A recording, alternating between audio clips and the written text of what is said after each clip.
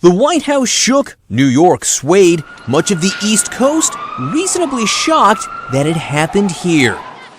For all the pictures from Japan, Haiti, Indonesia, for all the history on our own West Coast, the Virginia earthquake was a stark reminder earthquakes know few boundaries or borders. So, are we ready for a bad one? No, Not at all. not even close. The U.S. government says earthquakes pose a significant risk to more than 75 million Americans in 39 states, and not just where you think. Look at this map, hotspots for the greatest potential for earthquake destruction in America. We know about the threat out west, but Utah? Charleston, South Carolina? And if you're looking at records for some of the strongest quakes ever in the continental U.S., it's not just California, but the heartland.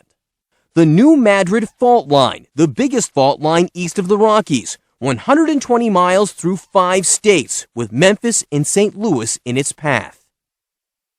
A series of some of the strongest quakes in U.S. history hit there 200 years ago, measuring more than 7.5, with shocks felt as far away as Boston and Washington, D.C. A major earthquake there now would affect 15 million people in 7 states. And scientists told ABC's Sam Champion there's every reason to fear it could happen. Do we think there's a big earthquake on the way for this zone? Yes, we have a history of large earthquakes that have occurred here at least over the last 1,500 years, about every 500 years. New York, New Jersey, and Pennsylvania have a 70-mile long fault, the Ramapo. An 1884 quake centered in Brooklyn was magnitude 5.0. No one was killed, but buildings were badly damaged. Scientists say quakes that strong could happen here every 100 years. We may be due. There is even a fault line that goes right under New York City. After the devastating earthquake in Japan, I went walking on top of it with Dr. Erwin Redlener, director of the National Center for Disaster Preparedness at Columbia University. He's the author of Americans at Risk.